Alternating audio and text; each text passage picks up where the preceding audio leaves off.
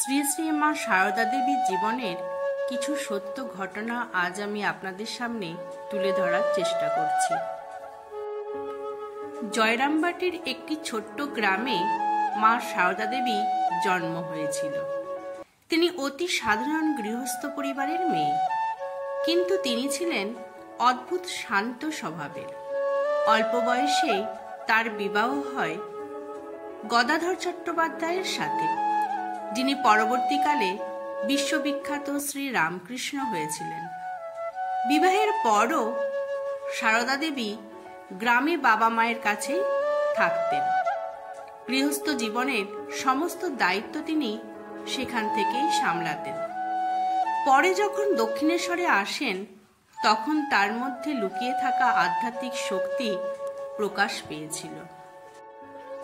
কৈশোরে শ্রী শ্রী সারদা দেবী দক্ষিণেশ্বরে এসে দেখলেন তার স্বামী আসলে একজন ব্যতিক্রমী সাধক। তিনি সবসময় মা কালীতেই লীন থাকতেন। সারদার মনে প্রশ্ন জাগল, আমার স্থান কোথায়? একদিন ঠাকুর তাকে কাছে ডেকে বললেন, তুমি আমার স্ত্রী, তবে শুধু স্ত্রী নও, তুমি মা হয়ে এসেছ। সেই মুহূর্তে সারদা দেবীর জীবনের আসল পরিচয় প্রকাশ পেল। তিনি জগৎ মাতা। ঠাকুর তখন অসুস্থ। সারদা দেবী দিন রাত তাকে সেবা করছেন। নিজের খাওয়া ঘুম ভুলে তিনি রান্না করছেন, ওষুধ দিচ্ছেন, নানান সেবায় তিনি ব্যস্ত থাকতেন। সবাই দেখে বলতেন, এ কেবল স্ত্রীর সেবা নয়, এ যেন ভক্তের ভগবৎ সেবা। মা নিজেও বলতেন, আমি কখনো ভাবিনি আমি তার স্ত্রী, আমি সবসময় ভেবেছি আমি তাকে সেবা করার জন্যই এসেছি। শ্রী শ্রী রামকৃষ্ণদেব ও মা সারদা দেবীর দাম্পত্য জীবন ছিল সম্পূর্ণ আলাদা। দাম্পত্যে যেখানে সাধারণত সংসার, ভোগ, আসক্তি থাকে, সেখানে তাদের মিলন ছিল ত্যাগ, প্রেম ও আধ্যাত্মিক সাধনার প্রতীক। একদিন ঠাকুর মাকে বললেন, তুমি যদি বলো তো আমি সংসারী হব। মা শান্ত কণ্ঠে ঠাকুরকে উত্তর দিলেন, আমি চাই তুমি ঈশ্বর লীলায় লীন থাকো, আমি তোমার পথে কোনো বাধা হতে চাই না। এই অসাধারণ উত্তরে স্ত্রী ধর্মের চেয়ে বৃহত্তর আধ্যাত্মিক মাতৃত্বই প্রকাশ পেয়েছিল। এক রাত্রে ঠাকুর মাকে বসিয়ে পূজা করলেন। পূজার আসনে মাই ছিলেন দেবী। ঠাকুর তাকে জগজ্জননী বলে মন্ত্রপুত ফুল অর্পণ করলেন। সারদা দেবী তখন বললেন, আমি তো গৃহিণী, আমাকে পূজা করছো কেন? ঠাকুর তখন বললেন, তুমি যে জগৎ মাতা, আজ সেটা প্রকাশ পেল। এই ঘটনার পর থেকেই ভক্তরা তাকে শ্রী শ্রী মা বলে ডাকতে শুরু করলেন। ঠাকুরের মহাসমাধির পর রামকৃষ্ণ সংঘের তরুণ সন্ন্যাসীরা ছিন্ন ভিন্ন হয়ে পড়লেন। তাদের কারো অর্থ নেই, কারো খাবার নেই, কোথাও আশ্রয় নেই। তখন মা তাদের ডেকে বললেন, ভয় পেও না, আমি আছি। যতদিন বেঁচে আছি তোমরা আমারই ছেলে। মায়ের আশ্রয়ে রামকৃষ্ণ সংঘ এক মহৎ সংগঠনে পরিণত হল। একদিন এক ভক্ত মায়ের কাছে এসে খুব কাঁদছিলেন আর বললেন, আমাকে সবাই অপমান করছে মা। মা তার মাথায় হাত রেখে বললেন, আমার ছেলেকে অপমান করলে আমাকেই অপমান করো, আমি সবটা সহ্য করব। তখন ভক্ত বিস্মিত হয়ে শান্তি পেলেন। সত্যিই মা সবার হৃদয়ে নিঃশর্ত ভালোবাসা ঢেলে দিতেন। মা কখনো বড় বড় শাস্ত্রেও উপদেশ দিতেন না। এক ভক্ত মাকে জিজ্ঞাসা করেছিলেন, মা ঈশ্বরকে কেমন করে পাব? মা খুব সহজভাবেই বললেন, যার প্রতি ভক্তি আছে তার নাম জপ করো আর সৎভাবে জীবনযাপন করো। এই সরল উপদেশেই মানুষের মনে আলো জ্বলে উঠত। একবার এক মুসলিম ভক্ত একদিন মায়ের কাছে এসে দ্বিধায় বললেন, মা আমি তো হিন্দু নই, আপনাকে কি মা বলতে পারি? মা তখন হেসে তাকে বললেন, আমি কি শুধু হিন্দুদের মা? আমি তো সকলের মা। এই কথায় ভক্ত অবাক হলেন। মায়ের কাছে ধর্ম, জাতি, বর্ণের কোনো বিভেদ ছিল না। একবার গ্রামে চরম দারিদ্র্যের সময় মায়ের বাড়িতে ভক্তরা এলেন। ঘরে কোনো খাবার ছিল না, অথচ অতিথিদের মুখ শুকনো দেখে মা খুব কষ্ট পেলেন। তিনি শান্তভাবে তাদেরকে বললেন, যা ঘটছে সব ভালোই ঘটছে, একটু ধৈর্য ধরো। কিছুক্ষণ পরেই প্রতিবেশী একজন ভক্ত নিজের হাতে ভাত ডাল নিয়ে এলেন। সকলের আহার হলো। ভক্তরা তখন বুঝলেন মায়ের সেই ধৈর্য শক্তি যেন ঈশ্বরকেই টেনে আনে। একবার মা কালীঘাটে পুজো দিতে গিয়েছিলেন। মায়ের চোখ পড়তেই মাতৃমূর্তির ওপর হঠাৎ তিনি নিজের মধ্যেই দেবীকে অনুভব করলেন। ভক্তরা দেখল মা মূর্তির দিকে তাকিয়ে একেবারে লীন হয়ে গেছেন। পরে মা বললেন, আজ যেন বুঝলাম তিনি আমি, আমিই তিনি।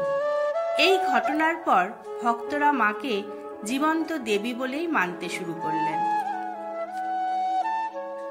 গ্রামে মেয়েদের শিক্ষা তখন অবহেলিত ছিল। মা প্রায়ই বলতেন, নারীরা যদি অশিক্ষিত থাকে সমাজ এগোতে পারবে না, নারী যদি জাগে সমাজও জাগবে। তাঁর এই উপদেশ পরবর্তীতে রামকৃষ্ণ সংঘের নারী শিক্ষা আন্দোলনের ভিত্তি তৈরি করে।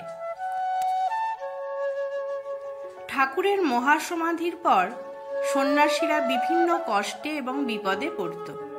একদিন স্বামী বিবেকানন্দ দুশ্চিন্তায় মায়ের কাছে এসে বললেন, মা, আমরা এত অল্প বয়সে সংসার ছেড়েছি, কি জানি আমরা পারবো কিনা।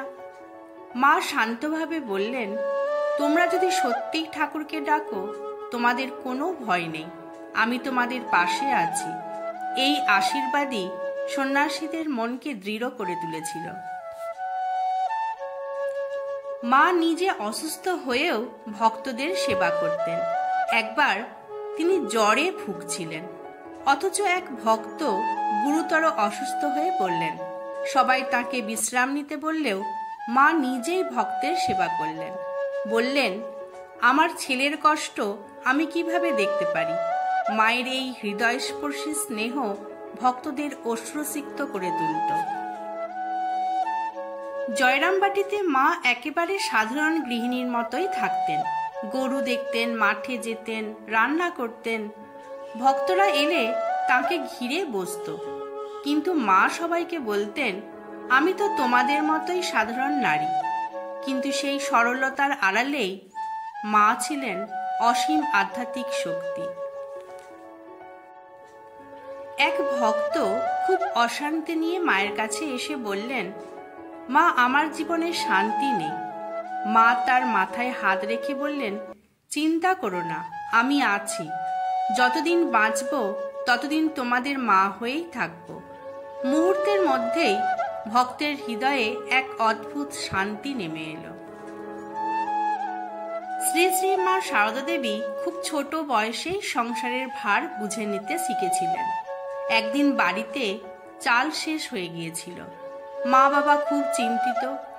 ছোট্ট সারদা দেবী শান্ত গলায় বললেন, মা, দুশ্চিন্তা করো না, আজ আমরা শুধু শাক আর লবণ দিয়েই ভাত খাবো, কাল হয়তো কিছু না কিছু জুটবেই।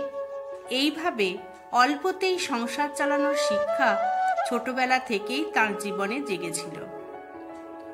শ্রী রামকৃষ্ণের সঙ্গে বাল্যবিবাহের পর প্রথম শ্বশুরবাড়ি গেলেন সারদা মা। চারপাশে অচেনা পরিবেশ, অনেকের কটু কথা, স্বামী তো সন্ন্যাসী, এর ভবিষ্যৎ কি? কিন্তু সারদা দেবী হাসি মুখে গৃহকর্মে নিজেকে মিশিয়ে দিলেন। রান্না, ঝাঁট দেওয়া, অতিথিদের আপ্যায়ন করা সবই করতেন তিনি, যেন নিজের বাড়িতে করছেন। ধীরে ধীরে সবার ভালোবাসাও তিনি পেয়েছিলেন। গ্রামে একবার এক গরিব মহিলা এসে কেঁদে বললেন, আমার ঘরে 3 দিন হলো চুলো জ্বলেনি। সারদা মা নিজের থালায় ভাত সরিয়ে তাকে দিয়ে বললেন, তুমি আগে খাও, আমি পরে কিছু জোগাড় করে নেব। এমনটাই ছিল মায়ের স্বভাব, অভাবেও দানশীলা। দক্ষিণেশ্বরে এসে মা সারদা দেবী স্বামীর ভক্তদের জন্য রান্না করতেন।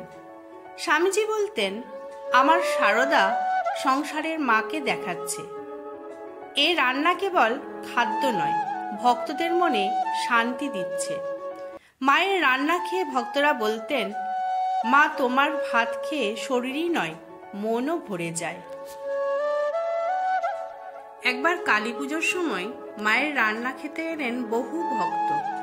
অল্প খাবার, অথচ সবার মধ্যে এমনভাবে ভাগ করলেন যে সবাই তৃপ্ত হলো। অনেকে অবাক হয়ে জিজ্ঞাসা করল, মা এত লোককে তুমি কিভাবে খাওয়ালে? মা তখন বললেন, যেখানে ভালোবাসা থাকে সেখানে সবই যথেষ্ট। শ্বশুরবাড়িতে অনেকেই সারদা মাকে কটু কথা শোনাতেন। একবার এক আত্মীয় রাগ করে তাকে বললেন, তুমি তো কোনো কাজের নও, শুধু ভক্তির নাম করো। মা নীরবে তা সহ্য করলেন, কিছুই উত্তর দিলেন না। পরে শুধু তিনি বললেন, রাগ করলে আগুন বাড়ে, শান্ত থাকলে তা নিজেই নিভে যায়। গ্রামে অনেক দরিদ্র পরিবার মেয়েদের বিয়ে দিতে পারত না। মা সারদা দেবী নিজের সঞ্চয়, এমনকি অলংকারও দিয়ে তাদের সাহায্য করতেন। একবার এক মেয়ের বিয়েতে সবাই বলছিল খরচ হয় কিভাবে। মা তখন বললেন, এই দুলগুলো আমি দিচ্ছি, তোমরা নিশ্চিন্তে বিয়ে দাও। শুধু আত্মীয় নয়, অচেনা মানুষও মায়ের কাছে এলেই তিনি বলতেন, তুমি আমার ছেলে, তুমি আমার মেয়ে। এক গরিব ছেলে একদিন ভয়ে ভয়ে এসে বলল, মা আমি তোমার কাছে থাকতে চাই। মা মাথায় হাত বুলিয়ে বললেন, আমি তো তোমারই মা, সংসারেই থাকো, মন থেকে আমায় ডাকো, আমি আছি। দক্ষিণেশ্বরে ভক্তদের জন্য রান্না করতে গিয়ে মা কখনো অভিযোগ করেননি। এমনকি রাত জেগেও কাজ করতেন তিনি। তাও তিনি বলতেন, সংসারের কাজও সাধনা, ভগবানের সেবা। এমনকি ভক্তরা যখন বলতো, মা তুমি তো ক্লান্ত হয়ে পড়েছ, তখন মা বলতেন, মা হলে ক্লান্তি কই। একদিন বাড়িতে প্রায় কিছুই নেই, হঠাৎ এক পথিক এলো খাবার জন্য। মা বললেন, যা আছে তাই রান্না করো, অতিথিকে খালি ফিরিয়ে দিও না।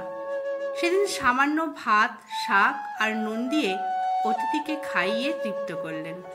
পথিক বলল, মা আমি দেবীকে পেয়েছি। এইভাবেই সারদা মায়ের সংসার জীবন ছিল সাধারণের মতোই, কিন্তু তার ধৈর্য, সহিষ্ণুতা, দানশীলতা আর মমতা তাকে অসাধারণ রূপে তুলে ধরেছিল। 1920 সালের 21শে জুলাই মা যখন শরীর ত্যাগ করেন, ভক্তরা চারপাশে খুব কান্নাকাটি করছিলেন। মৃত্যুর আগে তিনি বলেছিলেন, আমি যেখানেই গিয়েছি সেখান থেকেও তোমাদের দেখব। এই শেষ আশ্বাস ভক্তদের মনে আজও অমর হয়ে আছে। এইভাবেই শ্রী শ্রী সারদা মা নিজের জীবন দিয়ে দেখিয়েছেন যে সত্যিকার মাতৃত্ব কেবল সংসারের সীমায় আবদ্ধ নয়, তা সমস্ত মানবজাতির জন্য। আমার ভিডিওটি আপনাদের কেমন লাগলো অবশ্যই জানাবেন, আর আমার চ্যানেলটিকে সাবস্ক্রাইব ও শেয়ার করবেন। ধন্যবাদ।